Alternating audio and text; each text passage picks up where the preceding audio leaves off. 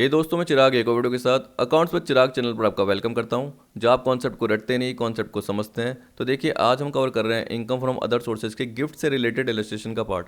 अब देखिए, third video है, तो पिछली वीडियो यानी सेकंड वीडियो के लास्ट पार्ट में हम गिफ्ट का सेक्शन कवर कर रहे थे, तो उसके 2 पॉइंट रह गए थे। सबसे पहले वो देख लेंगे, और उससे पहले जो मैंने आपको गिफ्ट का पार्ट बताया था कि किन किन के लिए टैक्सेबल है, ब्रीफ में वो कवर कर लेते हैं, जिससे आपको इलस्ट्रेशन में दिक्कत नहीं होगी। तो शॉर्ट में बता देता हूँ। देखिए, अगर आपको गिफ्ट मिल रहा है तो किस फॉर्म में मिल रहा है, या तो लिक्विड फॉर्म में यानी कैश, चेक, ड्राफ्ट, इस फॉर्म में मिल रहा है, या कैपिटल एसेट के फॉर्म में मिल रहा है। कैपिटल एसेट अगर आपको नहीं पता तो कैपिटल गेन में जाके देख लीजिए, वैसे ही समझ में आ जाएंगे।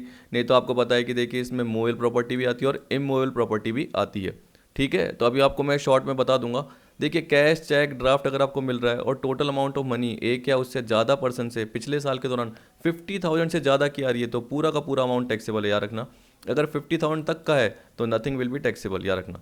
तो 50,000 से ज़्यादा का है, फ्री में मिल रहा है, पूरा का पूरा अमाउंट तो टैक्सेबल है। कैश में, चेक में, ऑनलाइन ट्रांसफर के फॉर्म में, कैसे भी, ड्राफ्ट के फॉर्म में, तो ये सारा पार्ट आ गया। उसी तरीके से बोल दिया कि मूवेबल प्रॉपर्टी, जिसमें जनरली क्या होती है, ज्वेलरी आती है, शेयर एंड सिक्योरिटी आती है, archaeological collection, drawing, painting, sculptures, कोई भी वर्क ऑफ आर्ट हो गया, बुलियन यानी सोने चांदी के सिक्के हो गए। अगर आपको पता है कि वो फ्री में मिल रहे हैं, ठीक है, तो जो एग्रीगेट फेयर मार्केट वैल्यू इसकी यानी सारी मूवेबल प्रॉपर्टी की पिछले साल के दौरान अगर वो 50 से ज़्यादा की हो रही है और फ्री में मिल रही है, तो पूरी की पूरी फेयर मार्केट वैल्यू टैक्सेबल होगी। जैसे ज्वेलरी भी मिल गई, फिर ड्राइंग भी मिल गई, पेंटिंग भी मिल गई, वो फ्री में मिल गई और टोटल वैल्यू 50 से ज़्यादा की बन रही है मार्केट वैल्यू, तो पूरी की पूरी टैक्सेबल है। कंसेशन का मतलब क्या है कि अगर ज्वेलरी जैसे 2 लाख की है और आपको 140 की मिल रही है, तो गैप क्या हो गया, यानी डिस्काउंट कितने का हो गया, 60,000 का। यानी आपने 60,000 कम दिए, तो पूरा 60,000 आपके लिए टैक्सेबल है। क्यों? क्योंकि वो 50,000 से ऊपर जा रहा है, 50,000 से ऊपर जा रहा है। अब देखिए यार, ना यहाँ पे एग्रीगेट डिस्काउंट की बात कर रहा है, तो जैसे मैंने एक ज्वेलरी का एग्जांपल दिया, वैसे उसके साथ ड्राइंग, पेंटिंग, स्कल्पचर, ये सारे जोड़ दीजिए, तो वो सारा डिस्काउंट मिला के 50 से ज़्यादा का होना चाहिए। अगर 50 तक का है तो टैक्सेबल नहीं है। वैसे ही देखिए, लैंड बिल्डिंग या लैंड एंड बिल्डिंग की बात करता है, यानी इमूवेबल प्रॉपर्टी की बात करता है, तो आपको किसी ने प्रॉपर्टी गिफ्ट दी, उसकी स्टैम्प ड्यूटी वैल्यू 50,000 से ज़्यादा की है, फ्री में दी, तो पूरा का पूरा पार्ट टैक्सेबल है। अगर कंसेशन में दी, तो उस केस में क्या बोल रहा है कि आपने कुछ पे किया होगा, तो उस केस में इस तरीके से हल्का सा पॉइंट चेंज हो गया, क्योंकि आपने अगर सेक्शन 50C यानी कैपिटल एसेट में यानी कैपिटल गेन में सेक्शन 50C कवर किया है, तो आपको पता होगा कि 105% ऑफ एक्चुअल कंसिडरेशन भी एक आता है एक पॉइंट में। ठीक है, तो उससे रिलेटेड ही थोड़ा चेंज हुआ, और इसमें क्या कर दिया, अगर डिस्काउंट, कंसेशन इन दोनों में से ज़्यादा में से है, यानी कहने का मतलब पहले आपको क्या देखना है, हायर ऑफ 50,000 और 5% ऑफ कंसिडरेशन। जैसे सपोज कीजिए कि यहाँ पे मैं बोलता हूँ कि ये कंसिडरेशन का 5% निकल के आ गया 60,000, तो 50 और 60 विच इज़ हायर 60,000। और अगर डिस्काउंट मान लो 80,000 है, जो कि 60 से ज़्यादा है, तो पूरा का पूरा डिस्काउंट यानी पूरा का पूरा जो कंसेशन है वो टैक्सेबल हो जाएगा। अगर वो उतना ही है, ज़्यादा नहीं है या कम है, तो टैक्सेबल नहीं होगा। ठीक है, और इसको मैं आज की वीडियो में एग्जांपल के साथ भी कवर करूंगा, तो आपको आराम से समझ में आ ही जाएगा।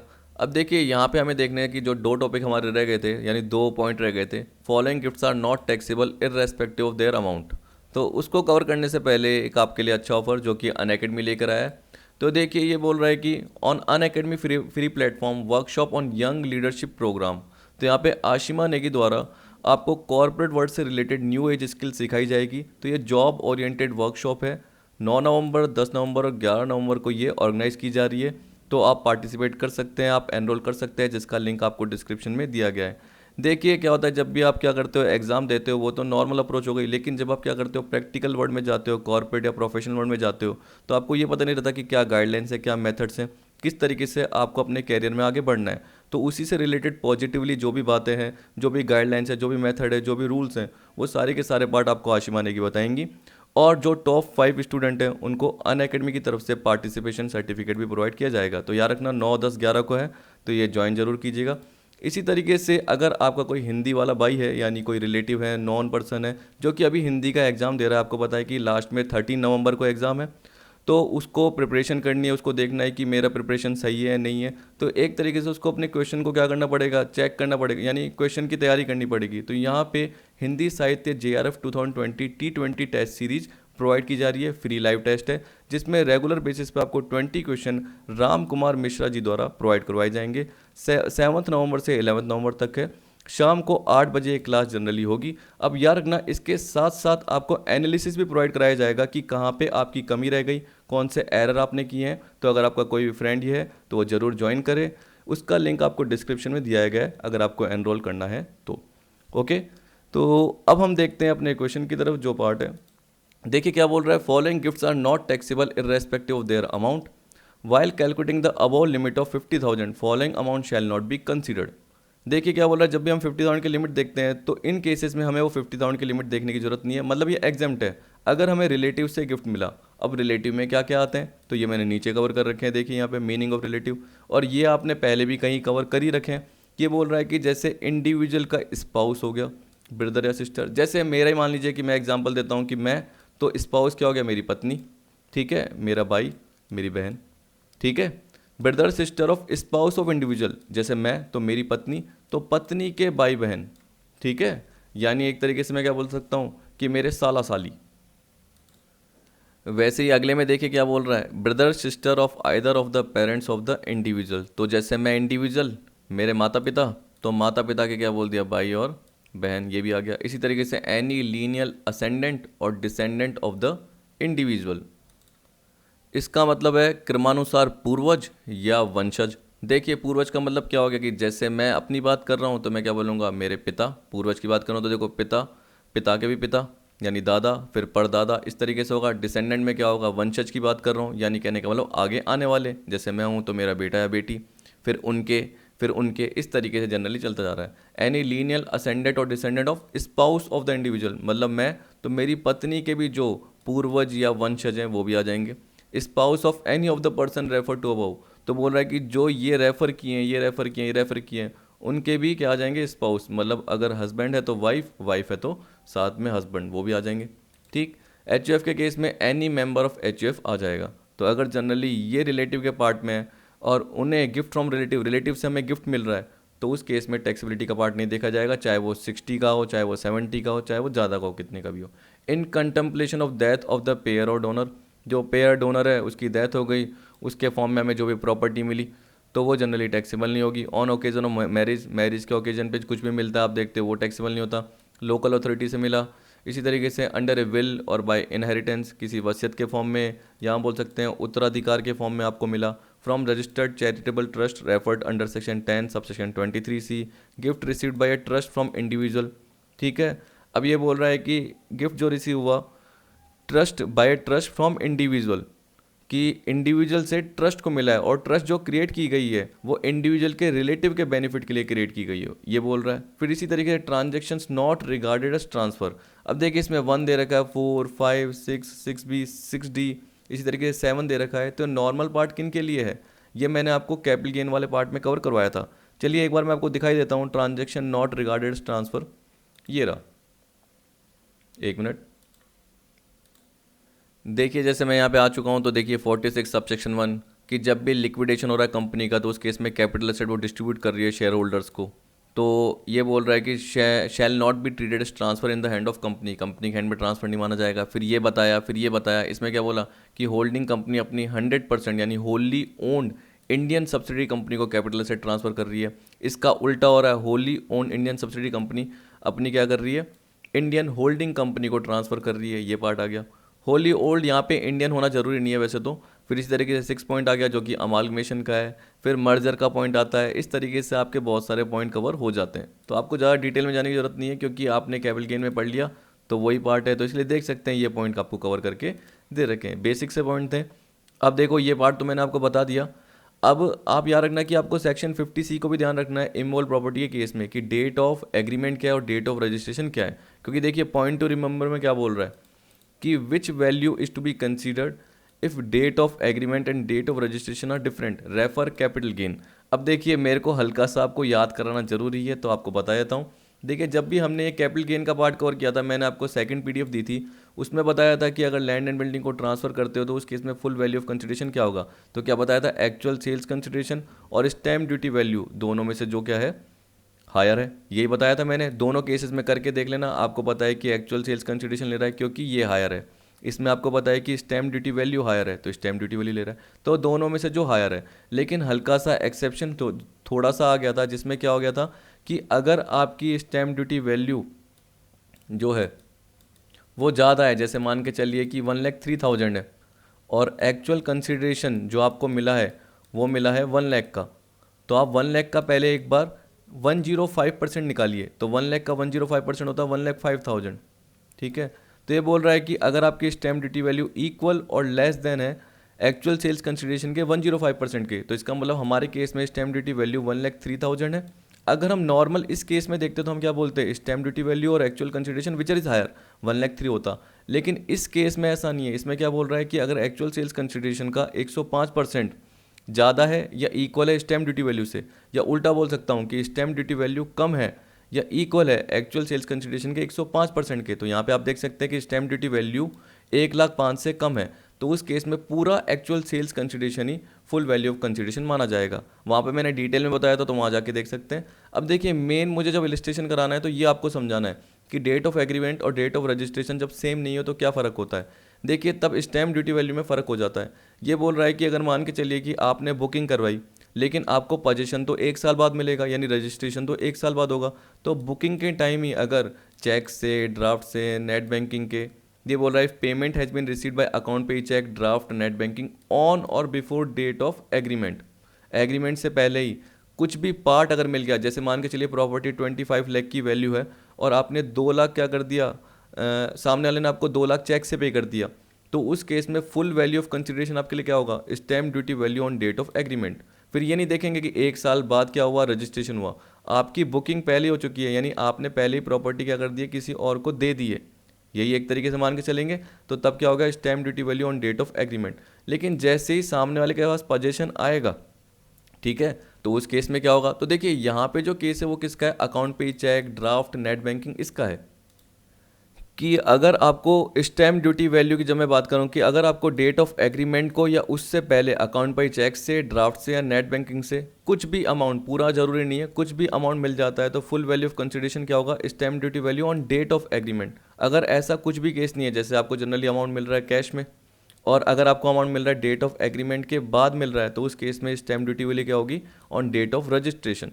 यानी जो पोजीशन में आई है, हम बोल सकते हैं कि कोई जैसे हमारे यहाँ पे जयपुर डेवलपमेंट अथॉरिटी है, जेडीए, तो तब जाके वो रजिस्टर्ड हुई है, तब जाके जनरली वो आएगी। ठीक है, तो बुकिंग का पार्ट तो मतलब क्या है, सामने वाले पार्टी के साथ मैंने एग्रीमेंट कर दिया और जनरली उसको एडवांस दे दिया, तो जिसको भी एडवांस मिला है उसके लिए फुल वैल्यू ऑफ कंसिडरेशन क्या होगा, क्योंकि बुकिंग से पहले या बुकिंग को उसको मिल चुका है, तो फुल वैल्यू ऑफ कंसिडरेशन क्या होगा, एग्रीमेंट की डेट को जो स्टैम्प ड्यूटी वैल्यू है, बुकिंग की डेट को जो स्टैम्प ड्यूटी वैल्यू है। क्योंकि देखिए अभी क्वेश्चन में आएगा, आपको अभी समझ में आ जाएगा। फिर इसी तरीके से मैंने उस पर्टिकुलर वीडियो में कैपिटल गेन वाली में ये भी बताया था कि if stamp duty value of immovable property is disputed by the assessee, तो वो क्या कर सकता है, एक तरीके से असेसी बोल रहा है कि नहीं जो स्टैम्प ड्यूटी वैल्यू बताई है वो आप बहुत ज़्यादा बता रहे हो, ऐसा नहीं है, तो उस केस में असेसी थोड़ा क्लेम कर सकता है कि नहीं आप स्टैम्प ड्यूटी वैल्यू ज़्यादा बता रहे हो। तो यहाँ पे एओ में refer VO to value it, इसका मतलब असेसिंग ऑफिसर रेफर कर सकता है वैल्यूएशन ऑफिसर को इसको वैल्यू करने के लिए। If value by valuation officer is less than stamp duty value, valuation by valuation officer would be taken as value of such property. ठीक है, अगर वैल्यूएशन ऑफिसर ने इसको वैल्यू करा और उसको पता चला कि स्टैम्प ड्यूटी वैल्यू से कम है, तब जाके जो वैल्यूएशन बाय वैल्यूएशन ऑफिसर है वही वैल्यू ली जाएगी प्रॉपर्टी की। अब यहाँ पे इलस्ट्रेशन से कवर कर लेते हैं, क्योंकि ये तो छोटे मोटे पॉइंट था जो ऊपर बताए, वो तो आप नॉर्मल भी कवर कर सकते हैं या कैपिटल गेन वाले पार्ट में भी कवर कर सकते हैं। अब यहाँ पे हम इलस्ट्रेशन देख रहे हैं, देखिए अब इसमें क्या बोल रहा है इलस्ट्रेशन में, Mr A dealer in shares received the following without consideration, without consideration मतलब फ्री में मिला उन्हें, during previous year 1920 from a friend B.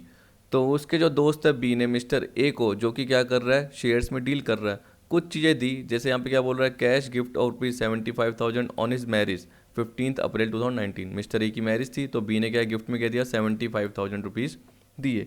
अब देखिए अभी अभी मैंने ऊपर केस बताया कि मैरिज के केस में 50,000 के लिमिट का पार्ट अप्लाई नहीं होता, तो इस केस में ये पूरा का पूरा एग्जाम्प्ट है। तो यहाँ पे आप देख सकते हैं पहले केस में ही बोल रहा है cash gift is taxable under section 56(2)(10) since it exceed ₹50,000, but since he has received it on the occasion of his marriage it will not be taxable. Nil आ गया। ठीक है, एक एक करके पॉइंट बताते जा रहा हूँ। अब सेकंड देखिए क्या बोल रहा है, बुलियन। बुलियन मतलब मैंने क्या बताया था, सोने चांदी के सिक्के जो कि कैपिटल एसेट में आते हैं, तो इसका मतलब इस पर टैक्सेबिलिटी का पार्ट आ सकता है अगर जो लिमिट है वो 50,000 से ज़्यादा की हो रही है। तो देखिए फेयर मार्केट वैल्यू आ रही है, आपको पता है इमोल प्रॉपर्टी के केस में स्टैम्प ड्यूटी वैल्यू आती है रखना, लैंड बिल्डिंग के केस में, और बाकी जो मोयल प्रॉपर्टी है उसमें फेयर मार्केट वैल्यू का पार्ट आता है। तो Boolean the fair market value which was ₹60,000 on his birthday, तो ए का बर्थडे था, बी ने जनरली इसको गिफ्ट दे दिया, कितने बुलियन दे दिए जिसकी फेयर मार्केट वैल्यू 60 है 19 जून 19 को, तो इस केस में हम बोलेंगे टैक्सेबल होगा क्योंकि 50 से ज़्यादा का है, फ्री में ही दिया है ना। तो ये बोल रहा है since Boolean is included in the definition of property therefore when Boolean is received without consideration it is taxable since the aggregate fair market value is greater then ₹50,000। ठीक है, ये पूरा फ्री में मिला है, कंसेशन में नहीं है, याद रखना। ठीक है, कंसेशन के केस में जो डिस्काउंट का पार्ट होता है या कंसेशन का पार्ट होता है वो 50 से ज़्यादा का होना चाहिए। अब जनरली देखिए बोल रहा है plot of land at Faridabad on 1 July 19 जिसकी स्टैम्प ड्यूटी वैल्यू 5 लाख थी on that date Mister B had purchase the land in April 19। अब देखिए मिस्टर बी ने लैंड खरीदा था और ए को ट्रांसफ़र कर दिया, क्योंकि ऊपर आपने क्या केस देखा है कि ए को मिला है उसके दोस्त बी से, तो बी ने ए को ये 5 लाख की जो प्रॉपर्टी है ये 1 जुलाई 2019 को ट्रांसफ़र कर दी, जो ये लैंड है वो ट्रांसफ़र कर दिया। तो इस केस में आप देख सकते हैं यहाँ पे 5 लाख आ गया। SDV of plot of land at Faridabad received without consideration is taxable under section 56 subsection 2.10 5 lakh rupees. अब देखिए इंपॉर्टेंट पॉइंट आ रहा है आपका, ये तो सिंपल से थे बेसिक जो आप ऊपर के पॉइंट कवर करके देख सकते हो। अब आपके आ रहे हैं फोर्थ फिफ्थ पॉइंट जिसमें आपको कभी कभी कन्फ्यूजन हो सकता है, लेकिन इतना ज़्यादा टिपिकल नहीं है, सिंपल है। ये बोल रहा है फोर्थ पॉइंट में Mr A purchase from his friend Mr C, Mr A ने मिस्टर सी से खरीदा जो उसका दोस्त था, who is also a dealer in shares. इसका मतलब मिस्टर ए तो शेयर में डील करता ही है, उसका दोस्त भी शेयर में डील करता है।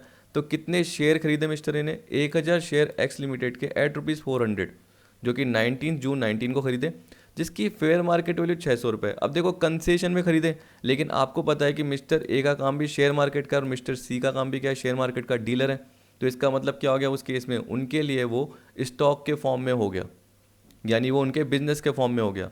तो ये बोला mister A sold the share in the course of business on 23 जून 19। तो मिस्टर ए ने अपने बिजनेस के दौरान इनको बेच दिया। तो जनरली इसमें पीजीबीपी का पार्ट आएगा, तो यहाँ पे भी आपका पार्ट नील ही रहेगा। तो यहाँ पे यही बोल रहा है difference of 2 lakh in the value of shares of x limited, क्योंकि आपको पता है कि 1000 शेयर 400 के आपने खरीदे 4 लाख के, जबकि उसकी वैल्यू कितनी थी, उसकी वैल्यू थी 1000 इंटू 600 यानी 6 लाख। तो 6 लाख और 4 लाख का डिफरेंस 2 लाख है। लेकिन यहाँ पे क्या बोल रहा है कि a dealer in share is not taxable as it represent stock in trade of Mr A. तो ये मिस्टर ए के लिए क्या है, स्टॉक इन ट्रेड है। Simple part, basic part. अब देखिए फिफ्थ में क्या बोल रहा है, एक बार पढ़ लेते हैं, इसको थोड़ा नीचे कर लेता हूँ। तो देखिए इसमें क्या बोल रहा है, further on 1 November 19 mister A took possession of property. ठीक है, ये डेट ऑफ रजिस्ट्रेशन है, याद रखना, mister A took possession of property. तो ये 1 नवंबर 19 डेट ऑफ रजिस्ट्रेशन हो गई, एग्रीमेंट नहीं है, डेट ऑफ रजिस्ट्रेशन।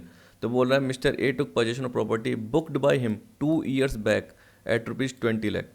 अब देखिए ये बोल रहा है कि 1 नवंबर 19 को मिस्टर ए ने प्रॉपर्टी का पोजीशन ले लिया 20 लाख रुपए में, यानी 20 लाख रुपए जनरली क्या करे, दिए, 20 लाख रुपए दिए और बिल्डिंग आ गई।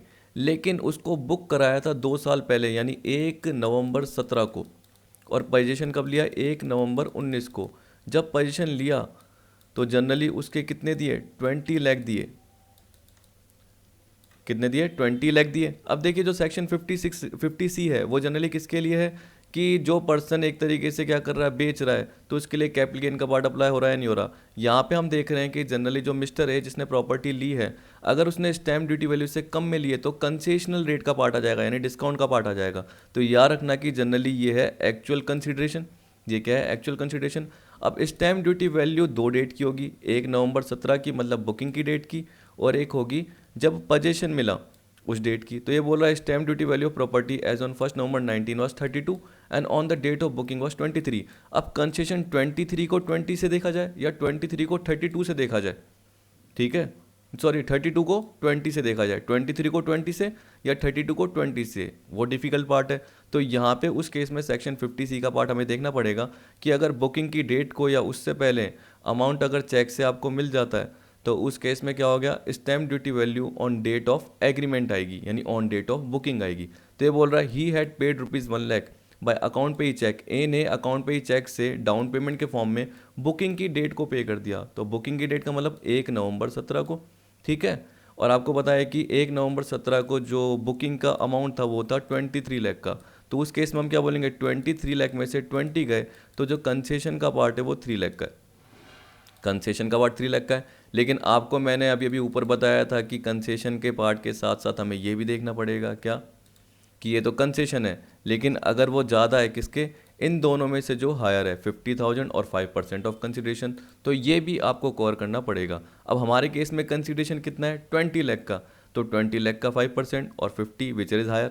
तो यहाँ पे देखिए इस तरीके से निकाल के दे रखा है कि difference between stamp duty value of 23 lakh on date of booking and actual consideration of 20 lakh paid is taxable under section 56(2)(10) since the difference exceed rupees 3 lakh being higher of 50,000 and 5% of consideration। आप देख सकते हो 20 लाख का consideration है, उसका 5% निकालिए तो कितना आता है 1 लाख आता है। 50 और 1 लाख विच इज हायर तो 1 लाख, ठीक है। और आपको पता है कि 1 लाख आ गया, लेकिन आपका जो कंसेशन है वो 3 लाख का है। कंसेशन आपका 1 लाख से ज़्यादा होने के कारण जो कंसेशन का पार्ट है वो पूरा का पूरा टैक्सेबल हो गया। अब देखिए मैंने आपको बताया था कि डेट ऑफ बुकिंग की स्टैम्प ड्यूटी वैल्यू क्यों ली है, क्योंकि हमने अगर ज़रा सा भी अमाउंट चेक से पे किया है, अगर हमने ज़रा सा भी अमाउंट चेक से पे किया है तो उस केस में stamp duty value on date of agreement कहलाती है। याद रखना डेट ऑफ एग्रीमेंट को या उससे पहले हमारे द्वारा चेक से पे किया जाना चाहिए, चेक से, डिमांड ड्राफ्ट से या ऑनलाइन किसी भी बैंकिंग के थ्रू पे किया जाना चाहिए, तब जाके वो डेट ऑफ एग्रीमेंट पे जो स्टैम्प ड्यूटी वैल्यू है वो कवर की जाएगी।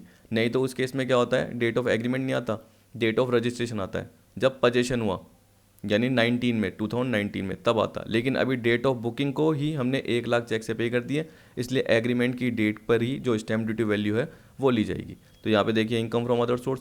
अब देखिए इसके अलावा कैपिटल गेन भी बता रहा है कि मिस्टर ए का क्या हुआ। अब देखिए उसने क्या करा, आप देख सकते हैं, ये मैं बता देता हूँ 1 मिनट। देखिए यहाँ पे ये भी बोल रखा है on 1 March 2020 he sold the plot of land at Faridabad for ₹7 lakh. आप ऊपर देख सकते हो कि जो प्लॉट ऑफ लैंड खरीदा था वो खरीदा था 1 जुलाई 19 को मिला था, 5 लाख की स्टैम्प ड्यूटी मिली थी, फ्री में मिला था, लेकिन उसको उसने 7 लाख में बेच दिया। तो आप देख सकते हो इस पर शॉर्ट टर्म कैपिटल गेन का पार्ट आ जाएगा, तो 7 में से 5 लाख लेस कर देंगे, बाकी 2 लाख का part short term capital gain हो जाएगा। अब मैं इतना डिटेल में इसलिए नहीं बता रहा क्योंकि कैपिटल गेन का पार्ट मैंने पहले आपको कवर करवा रखा है, तो उसमें क्या कॉस्ट ऑफ एक्विजिशन होगी, डीम्ड कॉस्ट ऑफ एक्विजिशन क्या होगी, वो आपको पहले से ही पार्ट बताए, ठीक है। अब देखते हैं अगला, जिसमें जनरली एचयूएफ का केस है। तो इसमें क्या बोल रहा है, discuss the taxability or otherwise of the following in the hand of recipient. Akhil HUF received ₹75,000 in case from niece of Akhil, यानी अखिल की बहन की बेटी, अखिल की बहन की बेटी। अखिल इज द कर्ता ऑफ द एचयूएफ।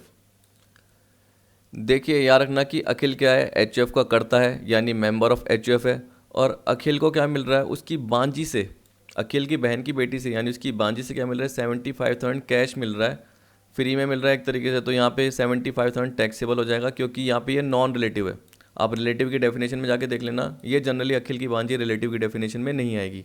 तो यहाँ पे यही बोल रखा है, sum of money exceeding ₹50,000 received without consideration from a non relative is taxable under section 56.2.10। Daughter of Mr. Akhil's sister is not a relative of Akhil HUF since she is not a member of Akhil HUF। तो इसका मतलब क्या है, वो HUF की member नहीं है, ठीक है। वैसे हम देखेंगे रिलेटिव में तो वहाँ पे वो डेफिनेशन में नहीं आ रही, क्योंकि वहाँ पे किसकी बात बताई थी, मेंबर ऑफ HUF, तो उसमें वो जनरली कवर नहीं हो रही। अब देखिए यहाँ पे आ रहा है second, Nitisha A member of her father's HUF। तो बोल रहा है कि नितिशा जो उसके फादर के HUF की मेंबर थी, मतलब फादर करता थे, transferred a house property to HUF without consideration. तो नितिशा ने क्या करी, एचयूएफ को, मतलब फादर को क्या करी, एक तरीके से बिना कंसिडरेशन के प्रॉपर्टी ट्रांसफर करी। स्टैम्प ड्यूटी वाली हाउस प्रॉपर्टी की कितनी है, 9 लाख है। तो देखिए यहाँ पे आपको पता है कि यहाँ पे फादर और डॉटर का रिलेशनशिप है, एक तरीके से रिलेटिव है, तो उस केस में क्या है, बिना कंसिडरेशन के भी मिल जाता है, तो उस केस में टैक्सेबल नहीं होता, तो ये नॉन टैक्सेबिलिटी के पार्ट में आएगा, नील होगा।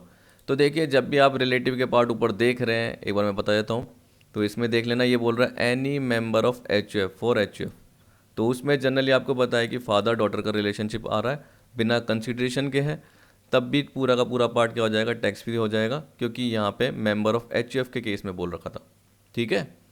तो ये सेकंड पॉइंट में देखो यही बोल रहा है, immovable property received without consideration by HUF from its relative is not taxable under section 56(2)(10) since Nitisha is a member of HUF, she is relative of HUF, however income from such asset. लेकिन जो income हो रही है, याद रखना कि देखो नितिशा ने क्या करी, अपने फादर को ट्रांसफ़र करी, यही बोल सकता हूँ मैं।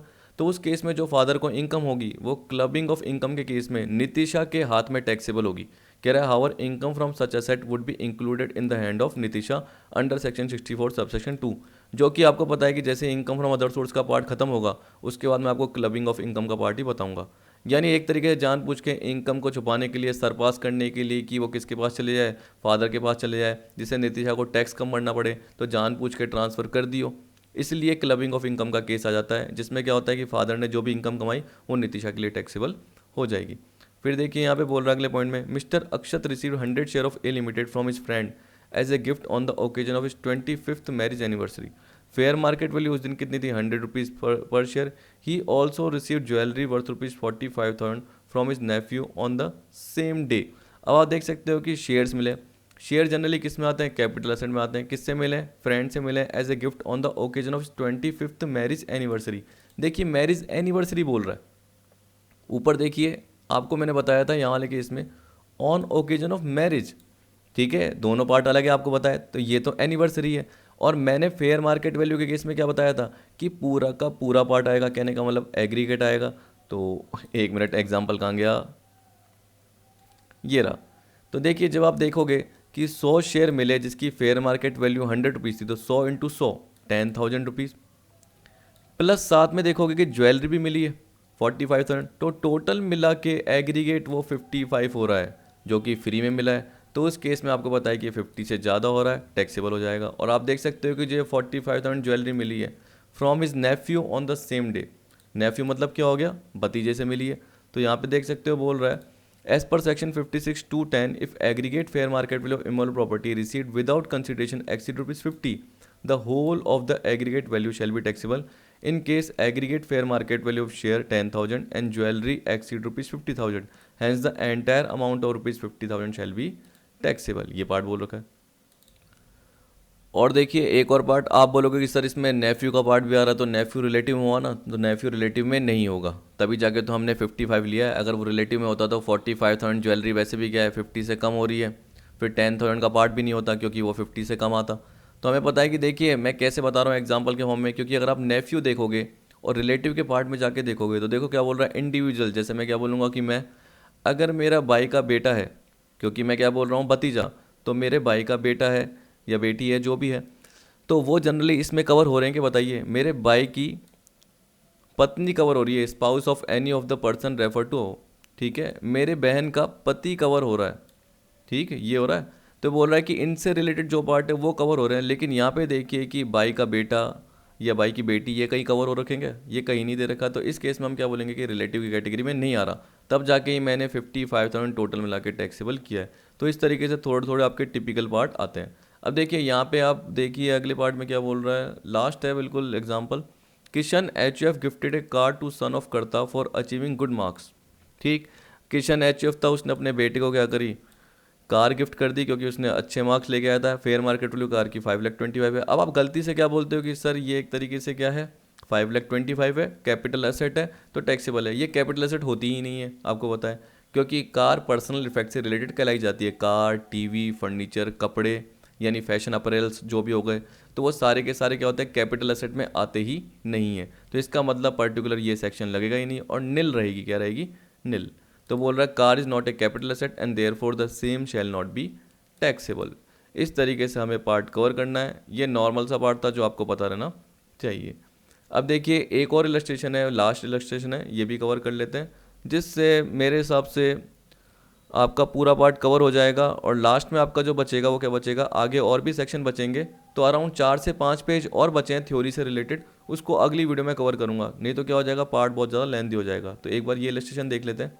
इसमें बोल रहा है मिस्टर हरी एक प्रॉपर्टी डीलर है, sold a building in the course of business to his friend Rajesh who is dealer in automobile spare part. तो देखो अलग अलग है, नॉर्मल ये प्रॉपर्टी डीलर है, इसने क्या करा बिल्डिंग बेची किसको, राजेश को, who is dealer in automobile spare part for ₹90 lakh on 1 March 2020 when the SDV stamp duty value कितनी थी 150 लाख की थी।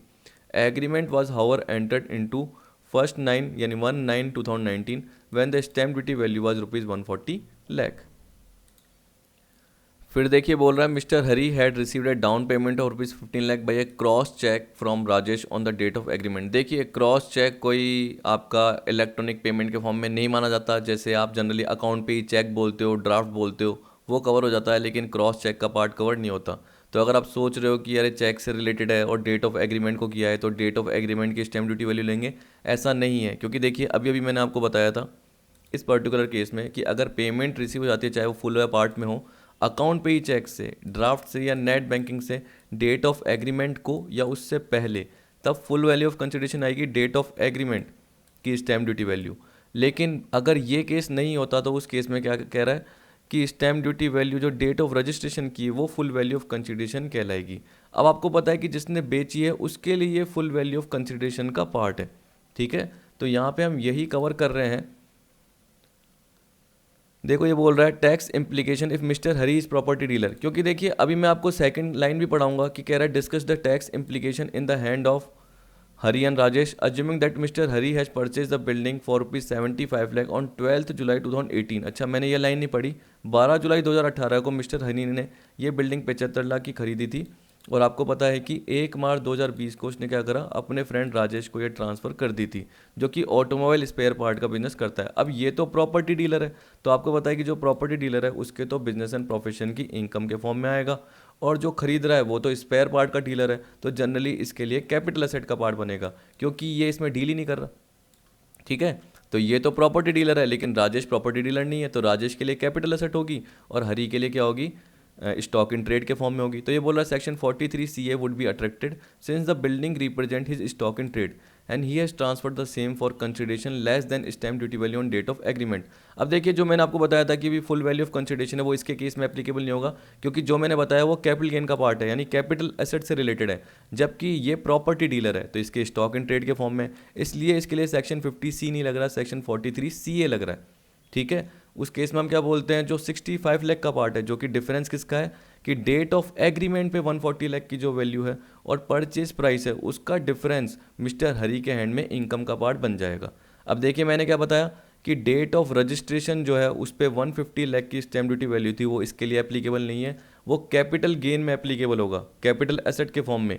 अगर मिस्टर हरी के लिए कैपिटल एसेट होती तो उस केस में मुझे पता है कि क्रॉस चेक से पे किया है, जो कि ना तो अकाउंट पे ही चेक है, ना नेट बैंकिंग का पार्ट है, ना ड्राफ्ट का पार्ट है, तो उस केस में क्या बोलता है डेट ऑफ रजिस्ट्रेशन की स्टैम्प ड्यूटी वैल्यू यानी 150 लेता, ठीक है।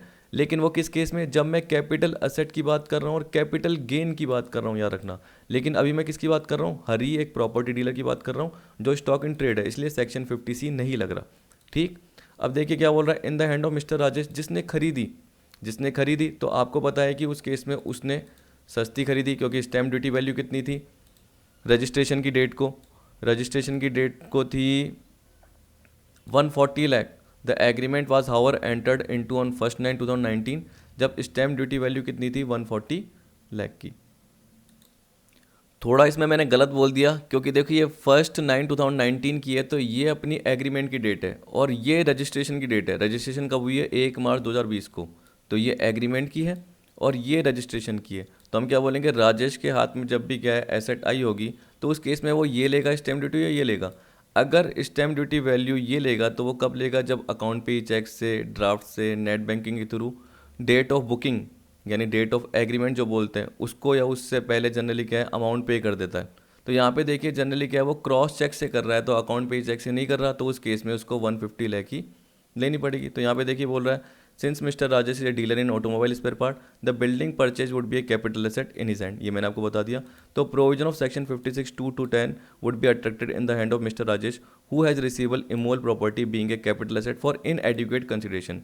इसलिए आपको क्या बोल रहा है कि therefore ₹60 lakh being the difference between stamp duty value of property on the date of registration and actual consideration would be taxable under section 56(2)(10) in the hand of Mr. Rajesh since the payment is made by cross check and not account pay check draft और ECS। इसलिए हमने stamp duty value 150 lakh की ली है, न कि 140 लाख की। अगर यहाँ पे अकाउंट पे चेक का पार्ट होता तो हम स्टैम्प ड्यूटी वैल्यू 140 लाख ले सकते थे, ठीक है। अकाउंट पे चेक का पार्ट नहीं है, क्रॉस चेक का पार्ट है। तो अदर केस में क्या होता है, stamp duty value date of registration की ली जाती है, और डेट ऑफ रजिस्ट्रेशन जो थी वो थी 1 मार्च 2020 की, और उसकी जो स्टैम्प ड्यूटी वैल्यू थी वो 150 लाख की थी। और एक्चुअल कंसिडरेशन में हमने कितने में खरीदी है, 90 लाख में खरीदी है। तो दोनों का जो डिफरेंस है वो 60 लाख का। पर याद रख लेना कि साथ में आपको 5% ऑफ कंसिडरेशन का पार्ट भी देख लेना है। अगर आप देखोगे एक्चुअल कंसिडरेशन है 90 लाख, उसका 5% देख लेना आप, 90 लाख का 5%, ठीक है, मैंने आपको ये बताया हुआ है। और स्टैम्प ड्यूटी वैल्यू आपको बताई हुई है, तो 90 लाख का, सॉरी 50,000 मैंने आपको बताया, तो 90 लाख का 5% ऑफ 50,000 विच इज़ हायर। उस बेसिस पे आप देख लोगे कि कंसेशन का पूरा पार्ट क्या हो जाएगा टैक्सेबल, क्योंकि वो तो बहुत सारा अमाउंट है। तो एक बार वैसे एग्जाम्पल के फॉर्म में कवर करके देख लेना। अब देखिए बोल रहा है दूसरे केस में, ये तो हो गया। लास्ट केस में ये बोल रहा है would your answer be different if Hari was a share broker instead of a property dealer. अगर हरी क्या होता, शेयर ब्रोकर होता इंस्टीड ऑफ प्रॉपर्टी डीलर। हरी मतलब क्या हो गया, जो एक तरीके से क्या कर रहा है, शेयर में डील कर रहा है प्रॉपर्टी की जगह। तो उस केस में उसके लिए सेक्शन 50C का पार्ट एप्लीकेबल हो जाता, क्योंकि उस केस में उसके लिए जो उसने एसेट ट्रांसफर की है वो कैपिटल एसेट हो जाती। ये बोल रहा है in case mister Hari is a stock broker and not a property dealer, the building would represent his capital asset and not stock in trade. In such A case the provision of section 50C would be attracted in the hand of mister Hari and ₹75 lakh. अब देखिए मैंने क्या बताया, इसके case में जो 140 थी उसकी जगह क्या आ जाएगी, 150 लाख आ जाएगी। ठीक है, तो फुल वैल्यू ऑफ कंसिडरेशन का पार्ट इसके लिए अप्लाई हो जाएगा, और इस केस में stamp duty value on date of registration हो जाएगी, क्योंकि अकाउंट पे ही चेक से पे नहीं करा, क्रॉस चेक से पे करा है। If no payment is receive by account पे चेक, तो यहाँ पे रिसीव किससे हुआ है, क्रॉस चेक से, जो कि अकाउंट पे चेक से नहीं है। तो उस केस में stamp duty value date of registration की आ जाएगी, जो कि डेट ऑफ रजिस्ट्रेशन 1 मार्च 2020 की है, और 140 की जगह 150 लाख का पार्ट अप्लाई हो जाएगा। इसका मतलब अगर आप डील करते, प्रॉपर्टी डीलर हो, तो 140 लाख का पार्ट लेना है। अगर आप डील नहीं करते तो आप 150 लाख लोगे। एंड द परचेज प्राइस कितनी है, 75 लाख। तो दोनों का difference short term capital gain का पार्ट आ जाएगा। वो पहले बिजनेस इनकम में था, ये शॉर्ट टर्म कैपिटल गेन में जा रहा है। ये देखो बोल रहा है it may be noted that under section 50C the option to adopt SDV on date of agreement can be exercise only if whole or part of consideration has been receive on or before the date of agreement by way of account पे cheque or draft or by use of ECS through a bank account on or before the date of agreement. यही बताया मैंने। In this cash payment किया गया है cross check से, इसलिए option को एक्सरसाइज नहीं किया जा सकता, इसलिए 140 लाख को अवेल नहीं कर सकते और 150 लाख को ही देख सकते हो। और यहाँ पे सामने वाले राजेश के लिए क्या होगा, वही उसके लिए तो सेम ही है कि रहे there would be no difference in the taxability in the hand of Mister Rajesh. तो उस केस में 60 लाख ही उसके लिए क्या हो जाएगा, एक तरीके से टैक्सेबल हो जाएगा, क्योंकि कंसेशन 50,000 है, उससे ज़्यादा का पार्ट आ रहा है। तो आपको पता है कि concession is greater than higher of 50,000 और 5% ऑफ कंसिडरेशन। इस केस में राजेश के लिए वो 60 लाख टैक्सेबल हो जाएगा। तो एक बार अप्लाई करके देख लेना। तो देखिए जहाँ तक मेरी कोशिश थी मैंने आपको ये बता दिया। यहाँ पे एक बार आप नोट पढ़ सकते हो, तो नोट का पार्ट मैंने ऊपर भी बताया, नीचे भी बताया, सेम टू सेम है, पढ़ के देख लेना। फिर देखिए अगली वीडियो में आगे और भी टॉपिक बचे हुए हैं थ्योरी से रिलेटेड, क्योंकि इनकम फ्रॉम अदर सोर्स का पार्ट इतना आपका नहीं आता, फिर भी मैं आपको कवर क्यों करवा रहा हूँ, क्योंकि जब भी आप इलस्ट्रेशन देखते हो उसके थ्रू आपको प्रोविजन और अच्छे ढंग से समझ में आ जाता है। तो एक बार आप क्या करना, सेक्शन 50C, अगर जो मेरे पेड मेंबर नहीं है तो वो क्या करना, गूगल के थ्रू सर्च करके देख लेना सेक्शन 43CA, तो आपको आराम से समझ में आ जाएगा, और जब आप इलस्ट्रेशन देखोगे तो और अच्छे ढंग से आपको समझ में आएगा। तो आई होप आपको वीडियो पसंद आई होगी। वीडियो देखने के लिए थैंक यू, और हाँ वीडियो को लाइक और शेयर जरूर करना है, और चैनल को सब्सक्राइब नहीं किया तो सब्सक्राइब भी जरूर कर लेना। तो वीडियो देखने के लिए थैंक यू।